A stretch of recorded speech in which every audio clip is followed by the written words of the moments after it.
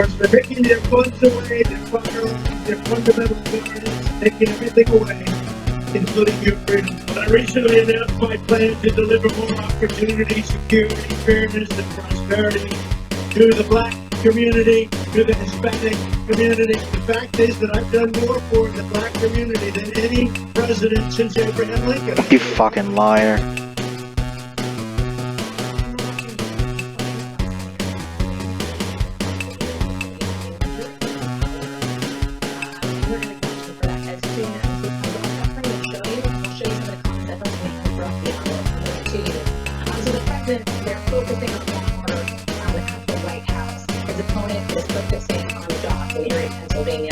We want to start, though, with an unprecedented review that we're handling this pandemic for the country's most prestigious medical journal, getting involved in politics for the first time in its more than 200-year history. Yeah, you holler like a bitch.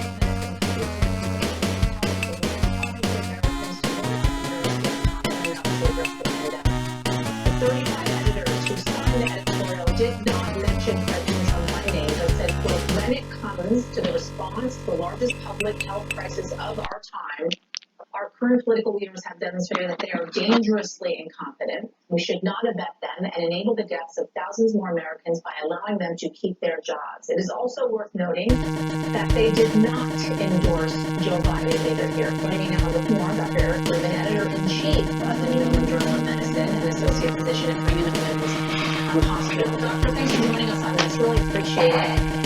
Wow, this was unprecedented, and it certainly got a lot of mileage on mine, considering that you are the New England Journal of Medicine and saying this out loud, that this administration mishandled the COVID crisis, turning it into a tragedy. Why break this long history of staying out of politics now? We're a medical journal, Yasmin, and I think that we are interested in trying to get the message out there for what should be done to help people's general health and to help the public health. And we can only put those messages out there and hope that people implement them. But it's been very frustrating to see that this hasn't been happening through this crisis. And the consequence of that is that many extra people lost their lives. Now's a decision time. If this were any other time, I don't think we'd do this. But because it's right before the election, we wanted to make it clear that it's easy to focus on today's events, but the larger picture is we're not doing well.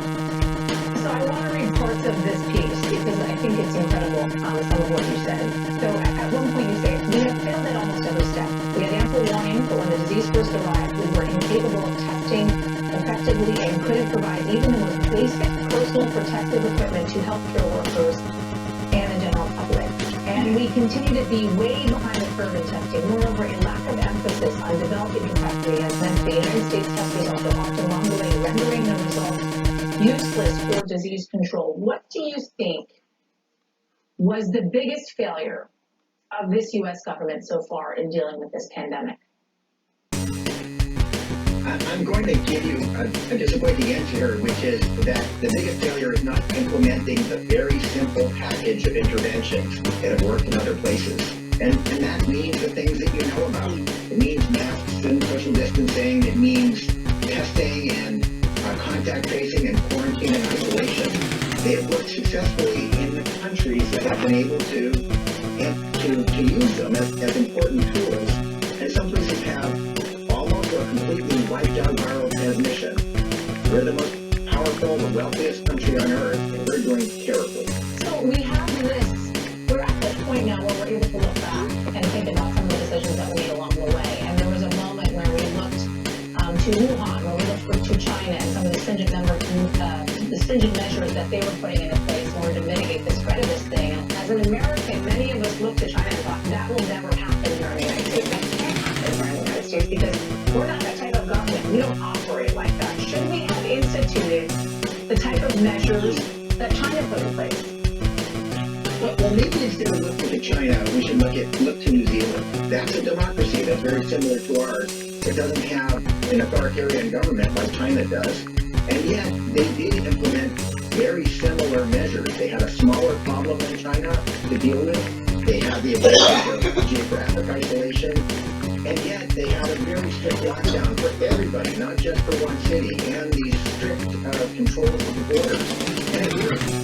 They were able to limit transmission and eventually wipe out transmission. They had another a small number of transmission events recently, but that's come back.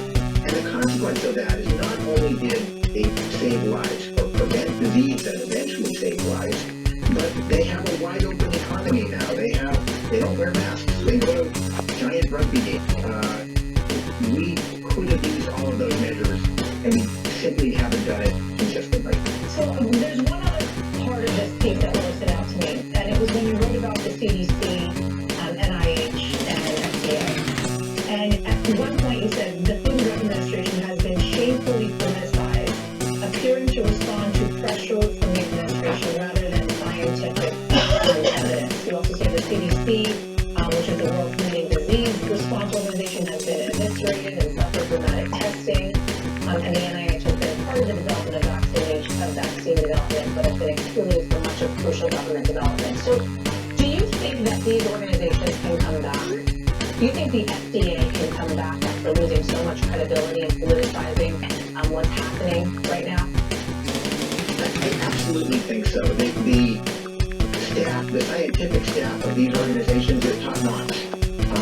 I think the problem is not the quality of advice that the government was receiving. It's excellent. It's that it was ignored consistently. So I do think that we have built great government institutions over decades. We have undermined them to some extent, but I have total faith that they will come back and be what they were once upon a time. Just quickly, I need you to fact check something for me. So the president at one point said he's going to be able to distribute this antibody cocktail named Regeneron to all Americans, and he's going to make it free. You're smiling a bit because you know the healthcare system and you know how things work. How factual is that something like that can happen? Well, it's hard for me to comment on the logistics. I will say that nothing like that has ever happened, so it would be unprecedented. Well, I need to know. Dr. Eric Rubin, thank you so much. Appreciate it. I want to bring in my panel now. NBC's Heidi Frisbella, Michael Steele, Senior Advisor for the Lincoln Project and former RNC Chair, and Philippe Reines, former Deputy Assistant Secretary of State and former spokesman for Hillary Clinton. Welcome, guys. Thanks for joining me. Pretty astounding that we sit here today, and I just spoke to the editor-in-chief of the New England Journal of Medicine, who is essentially urging all Americans to vote this current administration out. I think you guys often sit in the same position I do, which you ask, I can't believe this is happening today. But in fact, here we are. So Heidi, talk us through this. Let's talk first about this event that we saw today from the president. He was up there for 20 minutes. That is not something that we see from the president normally. Yasmin, the president told Bob Woodward months ago, look, I downplay it. And this is the kind of climax of all of that, is to stand up from the balcony in front of the American people and have this big super spreader event in the White House, pretending as if you actually don't have it when he could still be spreading virus. We saw a tweet come out yesterday that he's going to start holding rallies again next week, 3 of them, one right after the other. So, look, the COVID handling that the president's handling of COVID has proved to be a death blow potentially for his campaign. We're seeing these numbers really crystallize with some key demographic groups that he cannot afford to lose, like seniors, like people who in polls say they don't particularly prefer either candidate, like people who voted for third-party candidates. All of that now consolidating behind Joe Biden over this concern about how the president has handled COVID.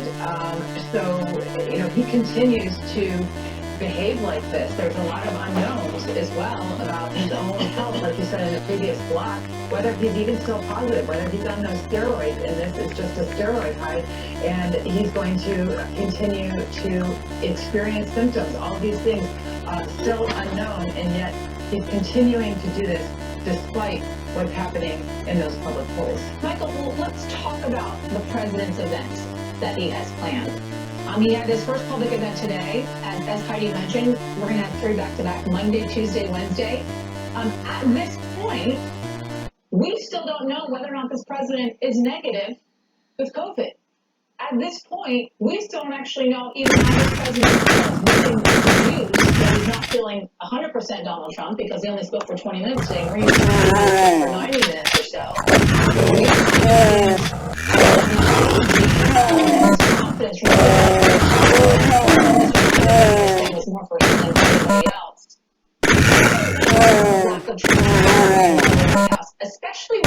affects so many people and his orbit, and we are having consistent reporting of the White House. And the inside this administration are working legitimately Well, then you need to I'm telling you, COVID-infested environment in which the President of the United States has no regard for your own health, let alone his.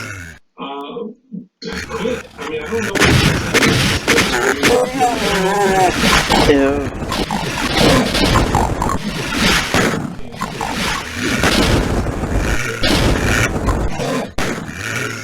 Almost 74 years old. He's got COVID-19. Negative. They haven't released that information.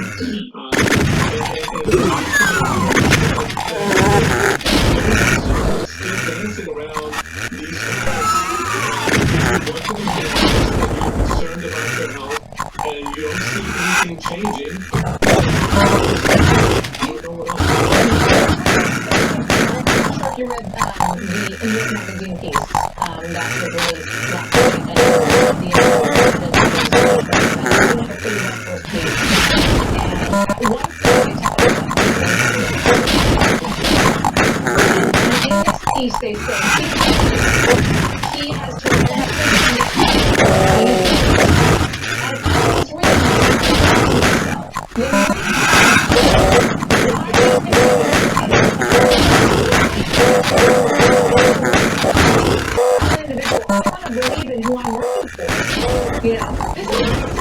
Dumbasses fighting each other.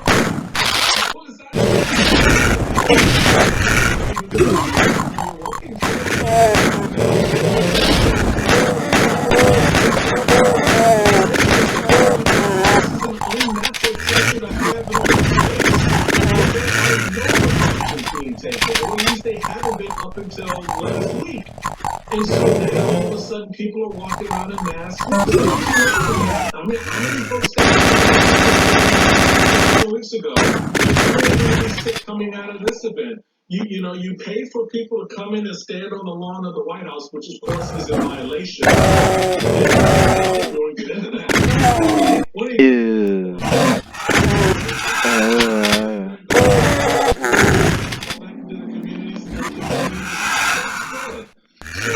at this point,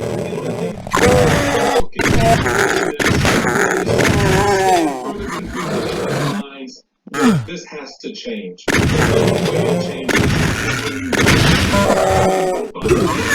This is how it changes, folks. Those who have this sort of, event here, which is unfortunate. The man said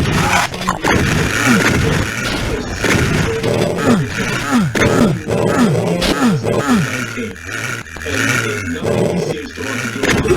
And all we can do at this point is to sort of vote the sickness out.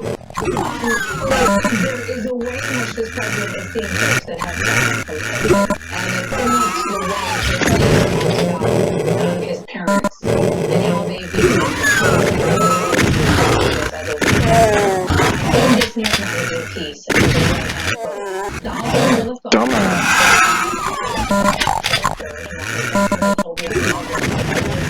Nothing to worry about.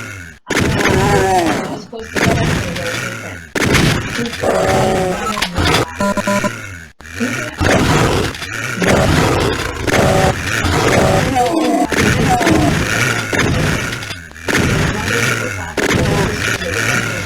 Children, as young as 1 year. The president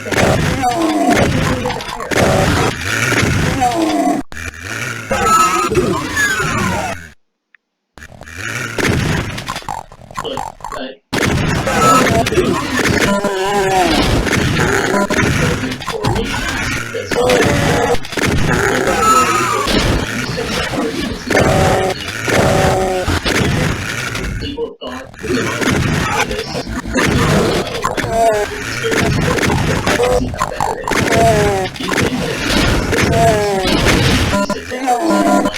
is.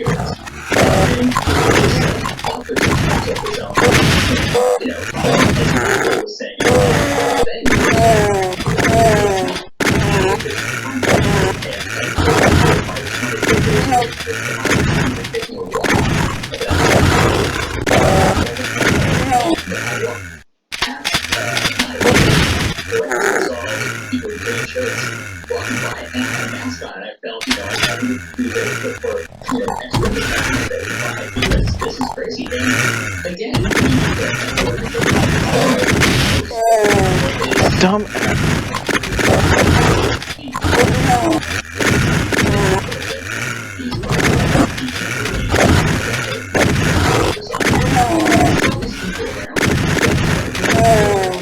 I don't really care what they're worried about. They've chosen to be there. And the reason that they're there is for, self-preservation, self-enrichment, and they were the seeds and that's to begin with. They're the ones doing the real damage of it. Look, Donald Trump is a failed experiment. And for as shaken as we all are about seeing the decisions that 35-40% of our fellow citizens have made in the last 4 years, particularly 2016, I am having a sudden burst of faith in humanity that we're going to fix this. And by all accounts, I'm not supposed to not jinx it. I'm part of the losing team in 2016.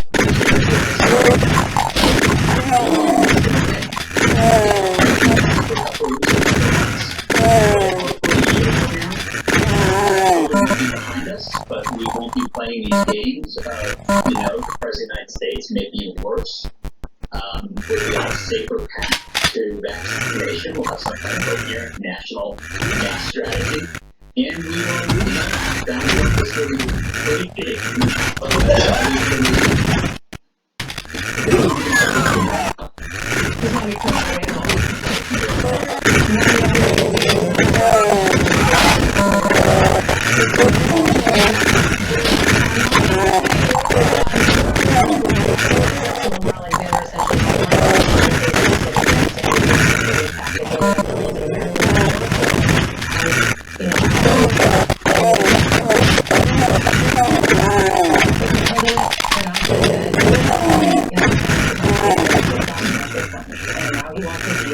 Senate Republicans are saying no that you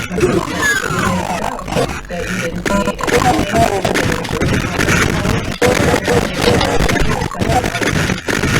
basically saying we're going to go along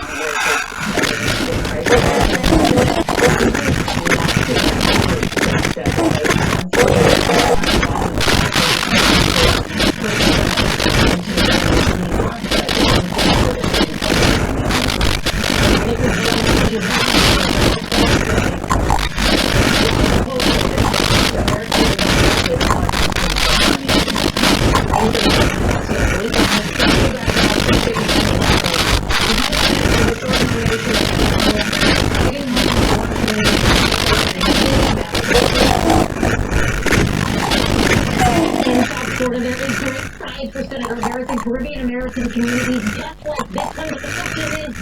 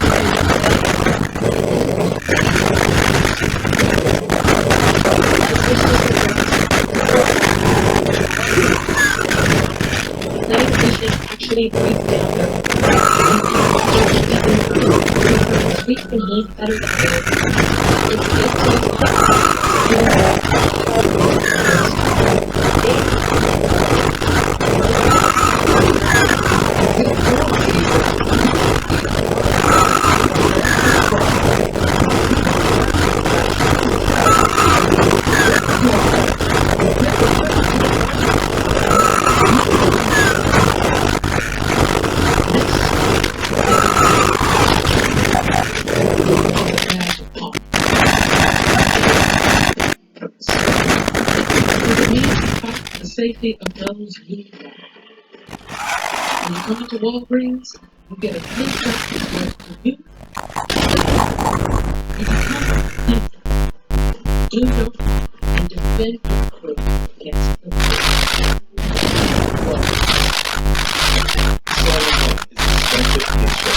So we said create a better country. But in this, the most successful use case in America. So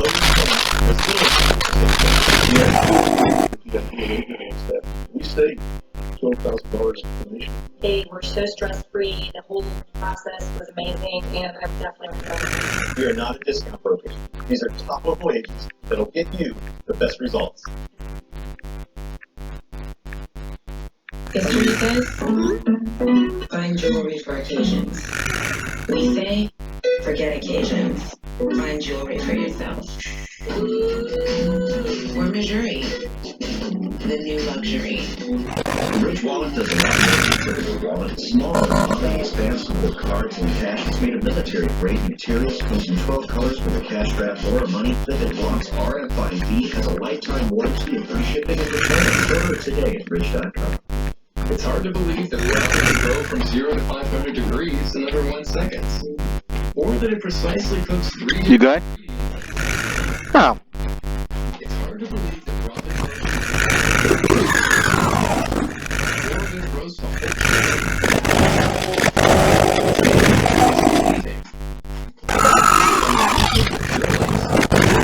roast as clear as day.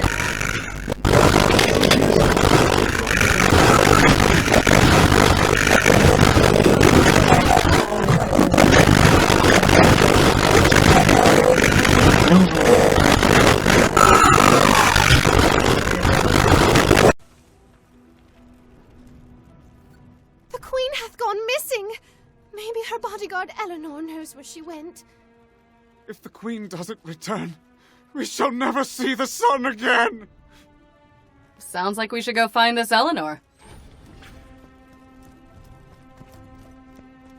The bodyguard isn't here. Oh, whoops. Forgot to put her piece on the board. Blam!